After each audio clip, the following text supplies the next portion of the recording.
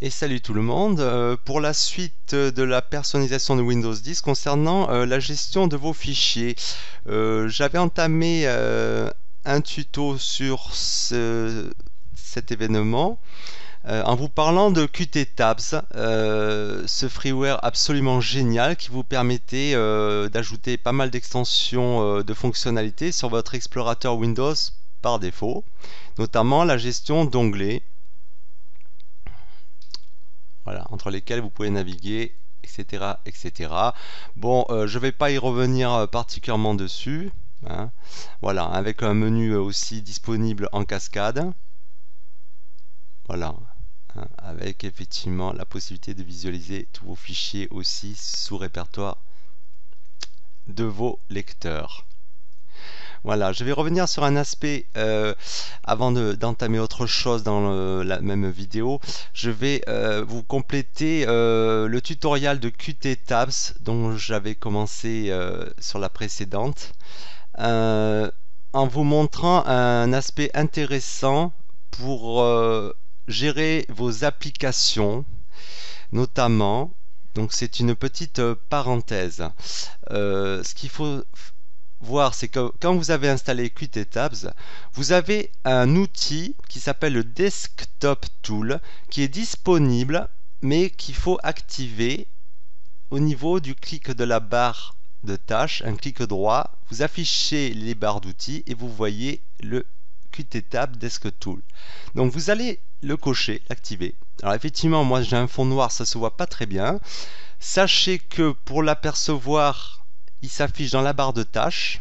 Il va falloir déverrouiller la barre de tâches. Et là, vous allez avoir effectivement un petit indicateur de fenêtre. Voilà. Où il s'affiche. Donc vous pouvez effectivement régler la taille de la fenêtre qui s'affiche et qui se cache automatiquement quand la souris n'est pas dessus. Donc depuis ce menu là, hein, cette fenêtre accessible, vous pouvez cliquer droit et avoir un menu contextuel. Autoriser donc Qt Tab sur la barre de tâches ou l'autoriser aussi sur le bureau. Je vais vous montrer de quoi il s'agit. Moi j'ai activé les deux et je vous conseille de faire la même chose. Il y a un ensemble de paramètres, hein, d'options qui apparaissent dans le menu, donc à vous de cocher ce que vous voulez voir apparaître et je vais vous montrer de quoi il s'agit, ainsi que les conditions dans lesquelles vous pouvez faire apparaître ce menu, soit d'un simple clic sur la barre de tâches, un clic gauche, double clic gauche sur le bureau, simple clic gauche sur le bureau, ou alors un clic du bouton central de la souris. Voilà, donc moi c'est un double clic gauche, ou alors clic central. Moi j'ai choisi les deux. Je vous conseille le simple clic gauche parce que bon, on a tendance à cliquer gauche sur le bureau comme ça, sans, hein, voilà. Et vous voyez, je l'ai fait apparaître. Alors vous allez voir, je vais vous le remettre. Donc ça, je vais verrouiller, voilà, je vais réduire un peu l'espace du menu contextuel. Vous voyez ma barre de tâches. Donc je vais appeler ce Desktop Tool, hein, qui est lié à l'application Qt Tabs. Alors, voyons comment ça se passe. Je double-clique sur le bureau en clic gauche. Et voilà. Donc je fais apparaître un menu qui est accessible de partout sur le bureau à partir du moment où vous l'appelez en double-clic. Je pourrais le faire apparaître aussi sur la barre de tâches en supposant que par exemple vous ayez une fenêtre agrandie, votre bureau n'est pas accessible. Donc on double-clique, voilà, sur la barre de tâches et on peut aussi l'appeler. Très pratique. De toute façon, moi j'ai toujours pensé que les menus contextuels à la souris, hein, en double-clic sur le bureau était ce qui était de beaucoup plus rapide par rapport à un menu démarrer classique où il faut cliquer sur démarrer et aller accéder dans toute votre liste, etc. Alors voilà, nous allons configurer ensemble un exemple. Alors comment ça se passe? C'est que je vais vous montrer, on va réouvrir les options de Qt Tabs, donc ici, et vous allez voir donc comment ça se passe. Donc dans le menu des options, vous allez avoir un gestionnaire d'applications, launcher comme ils disent, voilà. Et c'est là où vous allez gérer tous les raccourcis vers vos applications comme vous le souhaitez. Hein, je double-clique, je vous montre. On voit exactement la liste des applications que j'ai mis en raccourci depuis le menu du Desktop Tool sur le bureau. Hein, on les retrouve ici. Voilà, j'ai rajouté un jeu, j'adore XCOM. Voilà. Sachez que vous pouvez dérouler ou masquer grâce au chevron, voilà, les menus, et avoir un menu en cascade. Donc voilà, c'est très sobre. Voilà, application, vous lancez vos applications, hein. Pas de souci, tout se lance. Ok, on le rappelle, bon, moi j'aime bien dérouler comme ça fait un menu, voilà, d'emblée disponible, plutôt qu'encore des, voilà. Effectivement, donc je vais vous montrer vite fait comment créer, voilà, étoffer un petit peu votre barre avec des raccourcis d'application disponibles depuis le bureau ou la barre de tâches. Donc ce que vous allez faire, c'est vous allez créer un nouvel item. Bon, vous aurez peut-être le menu en français si vous avez choisi de mettre en français QTTAS. Moi, c'est resté en anglais. Donc un nouvel item. Vous pourrez créer une barre séparatrice comme ici. Vous pouvez renommer l'item, hein, touche F2 comme sous Windows et vous renommez l'item. Donc là, je vais l'appeler par exemple Nero. J'ai une application Nero, gestionnaire de gravure de CD DVD. Et on va choisir le chemin et on va aller chercher l'exécutable. Comment il se situe dans Programme Files, Nero, voilà. C'est une vieille version, Nero 8, marche très bien d'ailleurs. Et vous allez sélectionner votre exécutable, donc un fichier .exe, vous confirmez et vous faites appliquer. Voilà. Donc maintenant, en double-cliquant sur le menu, je vais avoir Nero sous la main, lançable directement depuis ce Desktop Tool. Alors, bon, je vais encore arrêter de dire que QTTabs est vraiment un outil extraordinaire, puisque non content de vous fournir des extensions quasiment indispensables à votre explorateur de Windows, il vous fournit aussi un lanceur d'applications, mais aussi autre chose, ce qu'on appelle les groupes. Alors les groupes, qu'est-ce que c'est? C'est en fait tous les onglets que vous aurez choisi de grouper ensemble pour s'ouvrir dans l'explorateur de Windows. Par exemple, j'ai qu'un onglet qui s'ouvre par défaut quand je lance l'explorateur de Windows, c'est mon PC. Voyons voir, on va créer un autre onglet de raccourci sur le répertoire, par exemple Images. On va le glisser ici, voilà.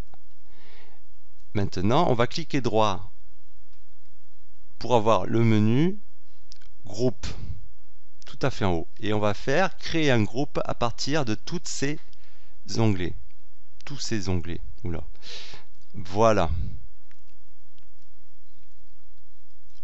On va revenir sur le panneau d'options de QTTab et on va vérifier dans Groupe. Voilà. Et j'ai bien mon sous-répertoire Images qui s'est mis, voilà, en groupe. Alors, de quoi s'agit-il? Et il va apparaître aussi dans le menu de Desktop Tool. Voilà, Images. Alors, Images, j'aurais pu l'appeler autrement parce qu'en fait, effectivement, ce nom de groupe regroupe donc les onglets que j'avais ouverts, en l'occurrence le sous-répertoire Images et mon PC de base. Donc, voilà. Alors, comment ça se passe? C'est que vous pouvez faire des configurations à l'infini de groupes d'onglets que vous choisirez de vouloir ouvrir dans votre explorateur Windows, sans avoir à créer les onglets au moment à la volée. Voilà, vous voyez, à la volée, ça s'ouvre directement sur mon PC en onglet, et après, bon, après c'est vous qui rajoutez vos onglets au fur et à mesure que vous ouvrez un des... Voilà, je rappelle, pour ouvrir un onglet, vous pouvez créer un onglet à partir d'un répertoire, vous cliquez menu, le bouton central de la souris, et hop, ça se met en onglet. D'accord? Voilà, je fais ça par exemple sur mes jeux, hop, clic central de la souris, mais ça vous pouvez le configurer par un autre un bouton de souris, ça vous le voyez, vous avez qu'à explorer, et puis merde, lol. Voilà, donc, alors, je vais vous montrer vite fait pour cette option de Desktop Tool et appeler les groupes d'onglets. Donc, je rappelle mon Desktop Tool. Les deux onglets que je souhaite ouvrir en même temps donc, sont dans le groupe Images. Hein. Effectivement, j'aurais pu appeler ça d'une autre manière, d'une façon plus parlante. Et donc, ça va ouvrir les onglets Images et mon PC. Donc, vous ouvrez ça et vous cliquez directement sur Images. Et voilà, j'ai mes deux onglets de groupe ouverts. Images, mon PC. Donc je vous laisse imaginer toutes les possibilités infinies quand vous voulez effectivement travailler sur tel ou tel dossier déjà ouvert entre les onglets et avoir juste à switcher entre les onglets. Hein. Que ce soit pour classer vos dossiers, transférer vos images, faire des copies, etc. C'est infini. Et pareil pour les applications en raccourci, vous rajoutez n'importe quel exécutable ici. Hein. Sachez qu'effectivement dans le menu aussi contextuel du bureau, j'aurais pu cliquer pour faire apparaître les récents onglets. Il a aussi la possibilité d'afficher les fichiers récents et les fichiers de bureau. Donc vous voyez, le menu va s'étoffer puisqu'effectivement, voilà, je peux accéder aux fichiers de bureau, aux fichiers récents et aux onglets récemment ouverts. Voilà. C'est monstrueux. Bon, de toute façon, moi, après, vous faites ce que vous voulez. Moi, moi, j'aime pas avoir tout ça affiché. Les onglets récents, je m'en fous. Les fichiers récents, je m'en fous. Et les fichiers de bureau, je m'en fous. Voilà, moi, je garde juste application et groupe d'onglets à ouvrir. Voilà. Vous pouvez avoir aussi vos lecteurs de disques disponibles depuis le bureau, effectivement, sans avoir passé par menu démarrer, etc., etc., etc. Voilà, donc ça c'était pour finir la présentation de Qt Tabs. Je vais vous parler maintenant concernant toujours la gestion des fichiers d'une manière très ergonomique. Vous pouvez aussi gérer vos fichiers ou vos applications à partir du menu contextuel droit sur le bureau. Et je vais vous apprendre comment créer des raccourcis depuis votre menu droit en cliquant sur le bureau. Voilà, pour faire entrer des entrées contextuelles comme ici qui ne sont pas de base par défaut sur le menu droit. Alors pour cela, il va falloir télécharger une application gratuite, encore une fois, qui s'appelle Your Menu. Voilà, je les mettrai dans le lien de la description. Alors, Your Menu, sur le site officiel, apparemment, il n'est plus fourni. Donc, j'ai réussi à trouver un lien où vous pouvez le télécharger gratuitement. Ça pèse très léger. Oula, je ne sais même plus parler. C'est très léger, ça pèse 57 kilo-octets. Bon, vous le téléchargez, moi c'est fait. Et en fait, il va s'afficher dans votre menu. C'est un... Comment ça s'appelle ? Dans votre menu démarrer. Mais sachez qu'il n'a pas besoin vraiment de s'installer. C'est un exécutable. Voilà, il rentre quasiment rien dans votre base de registre. Voilà, et après vous pouvez le désinstaller, mais en fait c'est juste un exécutable. Donc on va le lancer, je vais vous montrer de quoi il s'agit. Alors par contre, effectivement, il n'est pas traduit en français. Mais vous allez voir, c'est très très simple. Vous arrivez à la fenêtre principale de Your Menu, ça veut dire votre menu. Vous faites Proceed. Voilà. Et de là, vous allez créer toutes les entrées de vos choix grâce à cet outil pour apparaître dans le menu droit sur le bureau ou dans l'explorateur de Windows. Alors, de quoi s'agit-il? Vous avez deux options au départ. Soit vous voulez rentrer un raccourci simple, donc c'est single. Soit vous voulez rentrer un menu façon cascade. Donc ça sera un groupe de sous-menus que vous allez créer. Par exemple, là, ils ont mis un exemple. Vous créez un topic Office. Hein, voilà. Et dedans, vous aurez toutes les applications dédiées à Office qui se dérouleront en cascade. Voilà. Donc ça fait un sous-menu. Je vais vous montrer juste un exemple sur... Voilà. Un exécutable, une application simple. On va créer donc une entrée pour par exemple Nero, de façon à ce que je puisse y accéder sans avoir à aller partout bidouiller là-dedans. Et simplement grâce au clic droit sur le bureau. Donc, vous allez l'appeler du nom que vous voulez. Bon, moi je vais l'appeler Nero, graveur. Allez hop, c'est parti. Vous cliquez dans le champ ici, et de là vous allez chercher l'exécutable en question. Donc ici Nero, voilà l'exécutable, vous faites OK. Ensuite, vous aurez deux boutons. Alors ça c'est pour enlever les entrées, parce qu'en fait, ça va marcher en rentrant des données dans la base de registre. Alors je vous rassure, c'est une opération vraiment sans risque.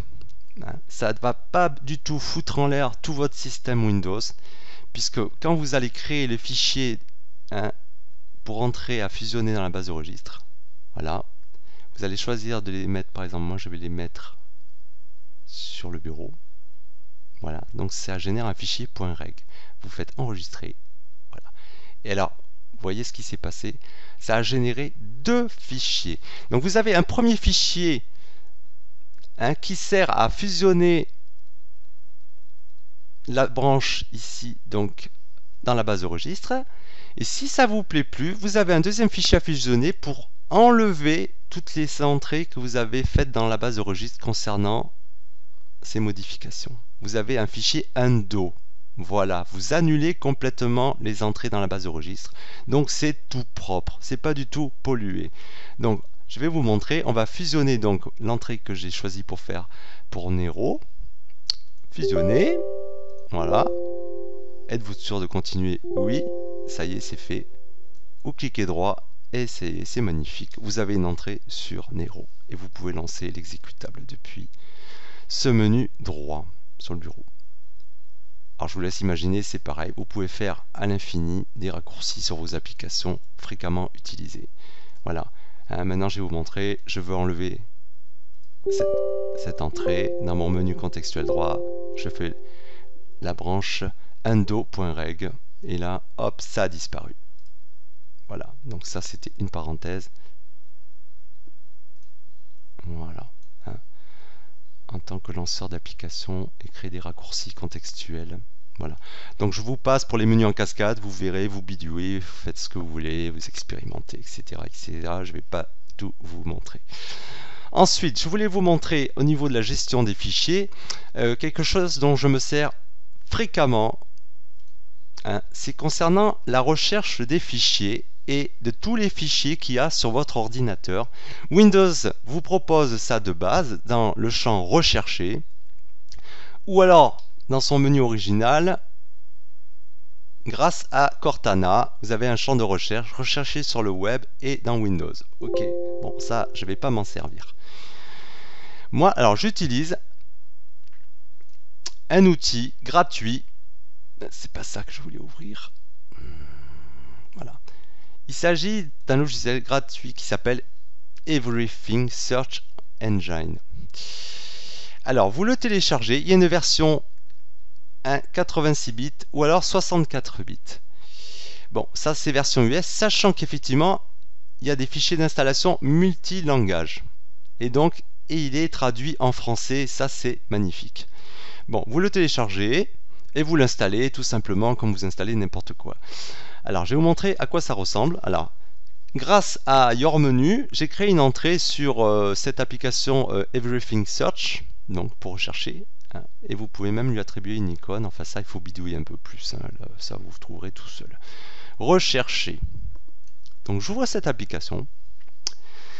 Et là, vous avez un menu avec un champ de recherche, hein, puisque c'est l'objet même de ce logiciel, avec le résultat des recherches qui s'affiche dans la fenêtre principale. C'est vraiment très sobre. Par contre, la première fois que vous allez lancer Everything, il va aller indexer tous les fichiers possibles sur votre ordinateur, vos lecteurs, etc., etc., et même les lecteurs en réseau. C'est une opération qui va demander, suivant la puissance de votre bécane, quelques minutes. Hein. Donc voilà, alors je vais vous montrer aussi par exemple comment ça marche. Une fois qu'il a fini d'indexer, vous aurez accès à cette fenêtre. Vous voulez chercher un exécutable. Vous tapez des jokers, étoile.exécutable, et voilà, il trouve tout ce qui est possible sur les exécutables. C'est assez formidable. Vous pouvez lancer donc des exécutables depuis cette fenêtre. Évidemment, il a suffi que je fasse ça pour que ça marche pas. Attendez, on va essayer. Voilà, voilà, hein, sur Nvidia. Et encore, je sais pas, il a dû se mettre ailleurs. Voilà, si. En fait, c'était une installation qui se lançait. J'en ai pas envie, donc voilà, on a lancé un exécutable. Ok. Alors, l'intérêt aussi de Everything Search, ça marche un petit peu comme le logiciel Lister, je crois qu'il s'appelle, sous Mac OS. c'est que vous pouvez aller aussi ouvrir en clic droit dessus, ouvrir le chemin et aller directement repérer où se trouve ce fichier. Donc ça vous a ouvert l'explorateur de Windows directement sur l'emplacement précis du fichier en question. Vous pouvez classer par nom, par chemin, par date de modification, par la taille. Donc ça peut aussi servir d'outil pour faire le ménage sur votre ordinateur en repérant les fichiers qui vous bouffent de la place et s'ils ne sont pas nécessaires, les supprimer. Voilà. Il existe aussi un filtre dans l'affichage. Voilà, menu affichage, vous cochez filtre. C'est ça le filtre. Et là, vous pouvez afficher uniquement par catégorie. Donc afficher que les images. Évidemment, il faut que j'enlève de mon champ. Voilà, et vous avez les images. Toutes les images présentes sur votre ordinateur. Sachez que si vous voulez faire des opérations de maintenance rapidement par taille, par exemple, vous pouvez sélectionner tout un ensemble ici. Donc je veux supprimer tout ce qui fait 400 kilooctets. Vous cliquez droit et vous supprimez. Voilà, et ça va directement dans la corbeille. Alors je peux vous dire que vous gagnez un temps mais monstrueux. Parce qu'en fait, au lieu d'aller supprimer un par un, suivant les chemins différents et compagnie, lui, il vous affiche comme le principe des bibliothèques, c'est-à-dire qu'on ne tient pas du tout compte de l'emplacement exact et du chemin ici, voilà, du chemin où se trouvent vos fichiers. C'est que vous voulez les fichiers images, ils s'affichent ici, quelle que soit l'origine de l'emplacement, ce sont des fichiers images, point barre. Voilà, c'est basé sur la virtualisation de fichiers. On s'en fout du chemin, le grand public il ne sait pas où aller chercher, c'est la merde, etc. etc. C'est le principe même des bibliothèques de l'explorateur Windows quand il a créé les documents, les images, la musique, etc.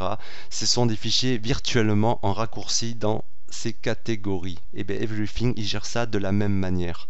Sauf que vous pouvez aller directement à l'emplacement du fichier en question. Vous pouvez lancer directement le fichier ouvrir.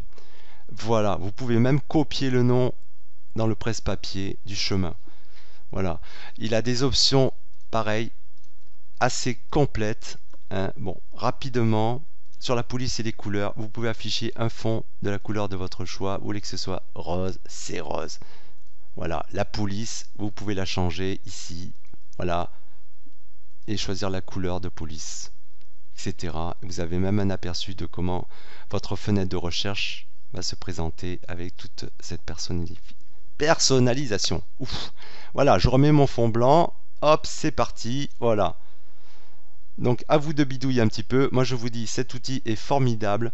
Ça n'a rien à voir avec la recherche de Windows et l'indexation de Windows qui rame, qui patine, qui vous met 300 ans à trouver le moindre fichier. Celui-là, il vous fait tout à une vitesse hallucinante. Et par contre, en plus, il est présent en tant que service au démarrage. Il se met aussi en démarrage automatiquement. Donc il est complètement transparent et il marche en arrière-plan, en arrière-fond. Donc c'est vraiment invisible. Voilà, donc moi je l'appelle directement de là, hop, j'ai accès directement, c'est vite fait. Voilà. Ensuite, pour finir le tuto d'aujourd'hui, je vais vous parler donc pour mieux gérer aussi vos fichiers d'une application incontournable dans son genre, dans sa catégorie. Il existe aussi des équivalents. C'est un logiciel, une fois encore, gratuit, puisque je trouve que c'est vraiment intéressant pour tout le monde de marcher beaucoup avec les logiciels gratuits. Et puis surtout que vraiment dans le domaine freeware, il y a vraiment des auteurs très très intéressants, très créatifs et vraiment très talentueux. Et après voilà, vous pouvez toujours effectuer une donation pour les encourager, que ce soit à maintenir leur site pour les frais de maintenance, voilà, et les encourager à sortir des versions actualisées, mises à jour, etc., etc., ou avec de meilleures fonctionnalités. Bon, alors cette application dont je veux vous parler, ça s'appelle Dropit. Alors Dropit, qu'est-ce que c'est Dropit? Ça veut dire jeter. Jette ça, drop it. Dropit, c'est ce qu'on pourrait appeler un logiciel d'automatisation. Il en existe d'autres comparables. Il y a Janitor, de mémoire, Roboform. Voilà, mais alors Dropit, je vais vous en parler parce qu'il est gratuit. Il marche très bien. Et franchement, on peut faire quand même beaucoup de choses de base. Vous allez le télécharger ici. Je vous laisserai pareil le lien de download dans la description. Voilà, et vous allez l'installer. Évidemment, je ne vous cache pas que moi je l'ai déjà installé. Voilà, pour couper tout suspense.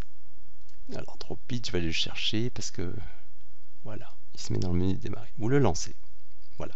Alors quand vous le lancez, il va mettre une icône tout le temps disponible sur votre bureau. Voilà, que vous pouvez placer à volonté, déplacer à volonté, à l'endroit de votre choix.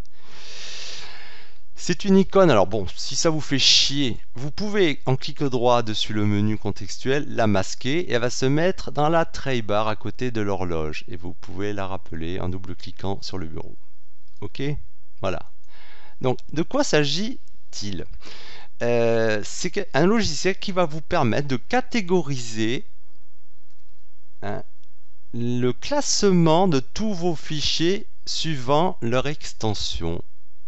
Donc que ce soit des photos, des vidéos, des exécutables, des fichiers texte, etc. Tout ce que vous voulez. Alors, c'est intéressant d'en parler pour ceux qui effectivement ont des opérations avec des fichiers innombrables. Et à un moment donné, ils vont devoir les classer tout le temps à la main. Et ça peut être très fastidieux si vous avez des sous-répertoires dans tous les sens. Donc vous allez cliquer droit pour configurer Dropit. Option. Non, option c'est pas bon. C'est association. Voilà. Alors association, moi je l'ai créé de base. Quelques exemples.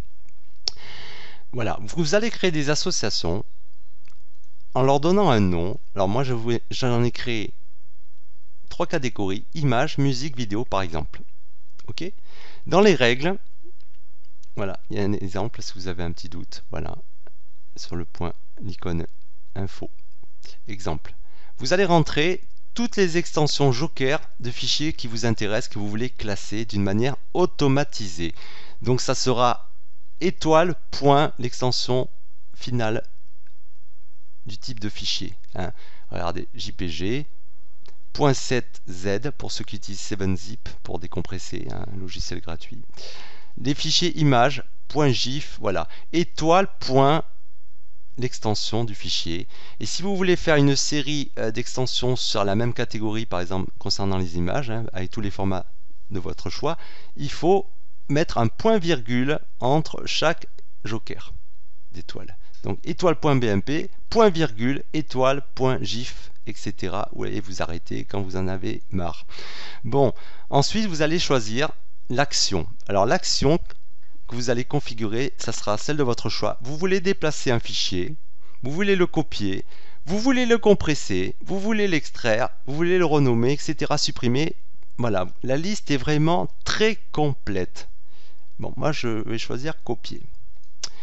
Vous allez choisir maintenant un dossier cible. Voilà, un répertoire dans lequel vous voulez que le tri se fasse. Donc moi, je ne vais pas le remplir. Voilà, vous voyez, moi, ça va se mettre ici. C'est ça, un dossier cible, c'est la destination. Donc voilà, ce qui veut dire que tous les fichiers avec une extension .jpg, .bmp que j'ai défini vont aller se déplacer dans ce répertoire que j'ai précisé dans le dossier cible. OK? Voilà, vous validez OK. Si vous voulez rajouter, c'est plus. Voilà. Voilà. Ensuite, alors, comment il faut configurer ça? Vous allez dans Options et vous allez dans Surveillance.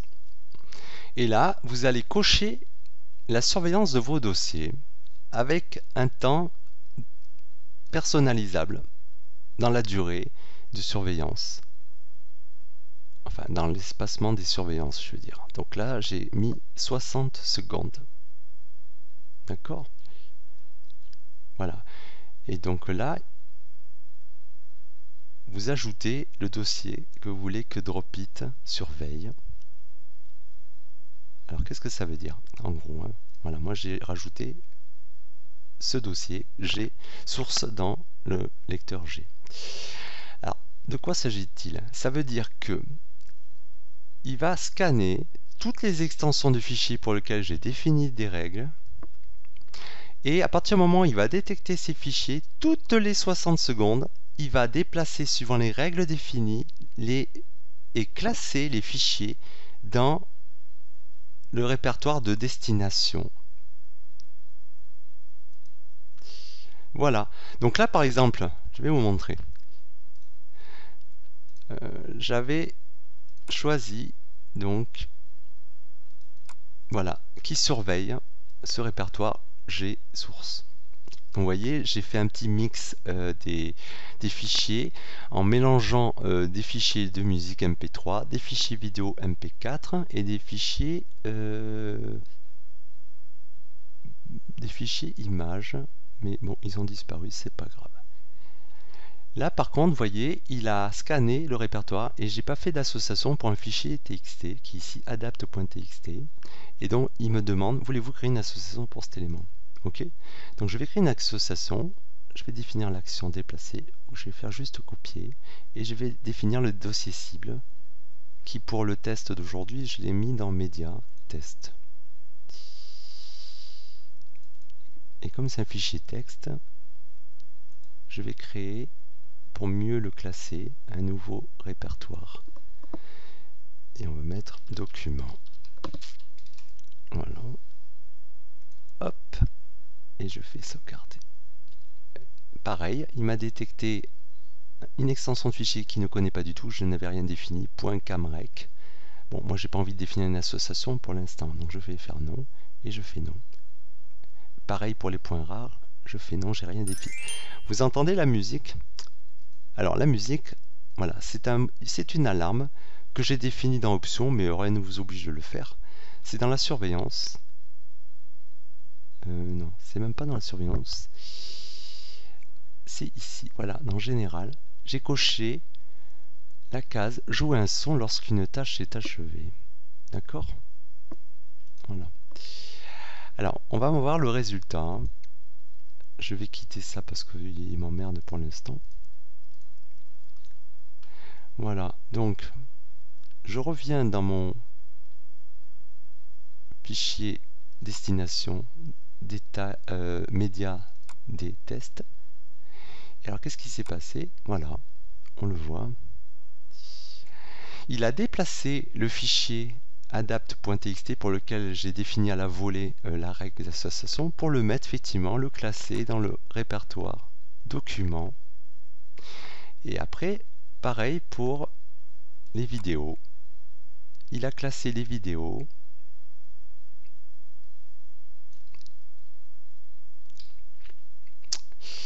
qui étaient à la source de ce répertoire ici. Voilà. Voilà. Voyez. Donc les vidéos que j'avais ici, j'avais choisi l'action de les copier dans le répertoire destination et effectivement, eh bien, il a fait cette opération. Voilà. Donc je vous laisse imaginer comment un logiciel de cette catégorie peut vous faciliter largement la vie. C'est que effectivement, ça vous évite de classer des fichiers multiples de toute extension possible et type possible, et ça va vous les trier dans des dossiers personnifiés.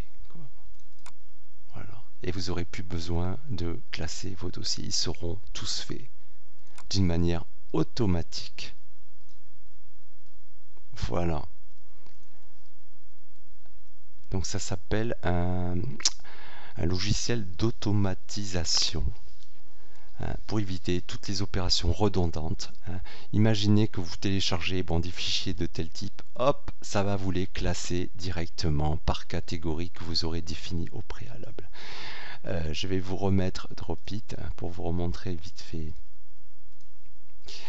Voilà, alors Dropit aussi, là où il est monstrueux, mortel comme logiciel, c'est que vous pouvez définir des profils en fonction des règles, des sous-répertoires de destination, de sources que vous voulez faire, que ce soit dans un cadre professionnel, dans un cadre privé. Vous pouvez avoir des règles différentes de triage de fichiers et que vous souhaitez effectivement avoir accès rapidement. Donc dans ce cas-là, vous utilisez les profils. Hein. Ça, c'est le profil par défaut. Après, vous avez un profil qui s'appelle archiveur. Donc, l'icône va changer aussi en rapport. Voilà. Donc, tout ça se règle dans Options. Non, même pas Options, c'est clic droit, profil personnalisé. Voilà. Hein. Je vous laisse bidouiller. Vous pouvez même changer l'image d'icône qui apparaîtra sur le bureau. Voilà, c'est pareil, c'est un logiciel, c'est une perle, c'est une pépite encore une fois que je vous propose à mon sens. Hein. Voilà. Voilà, il a encore fait les opérations. Sachez que vous pouvez, en cas de doublon, lui ordonner de base, sans qu'il vous affiche la fenêtre d'avertissement, d'écraser les fichiers dans le répertoire destination, hein, de remplacer ou de faire une copie. Enfin bref, c'est vraiment paramétrable d'une manière excellente. Hein, voilà, vous pouvez masquer donc l'icône comme je vous l'ai montré pour qu'elle soit là. Vous pouvez la rendre tout le temps visible, quelle que soit la fenêtre que vous ouvrez. Voilà, donc ça fait qu'effectivement, vous pouvez aussi glisser une image, si elle est définie, elle est soumise à des règles, par exemple un fichier JPG comme je crois que je l'avais défini, vous la glissez directement, voilà, sur l'icône ici, voilà, de Dropit. Prêt à démarrer, il va faire la copie. Voilà, je reviens dans mon fichier, dans mon dossier destination pour vous montrer. Oh, j'avais pas défini des règles. Test. C'était une photo, là voilà, elle a bien été transférée. Voilà. Je vous montre comment on peut vraiment se simplifier la vie. Et surtout, gérer ces fichiers, ces applications vraiment d'une manière beaucoup plus pratique et beaucoup plus ergonomique. Hein, et vraiment obtenir un rendement et pas perdre son temps dans des opérations redondantes que vous offrirez uniquement Windows livré de base. Alors Windows 10 c'est un logiciel vraiment très stable, mais vraiment il a des lacunes, je trouve, qui pour des gens comme moi et pour beaucoup d'autres j'imagine, s'avère vraiment très lourde à gérer au quotidien. Voilà. Il existe ces gratuiciels, franchement, autant en profiter, ça pèse pas lourd, ça dépasse même pas du 10 mégas, 5-6 mégas en moyenne, et franchement, voilà, ça vous simplifie la vie, c'est, voilà. En tout cas, si vous avez aimé la vidéo, merci pour les thumbs up, les loulous, et je vous souhaite une bonne journée, et faites-vous pas chier. Ciao, ciao!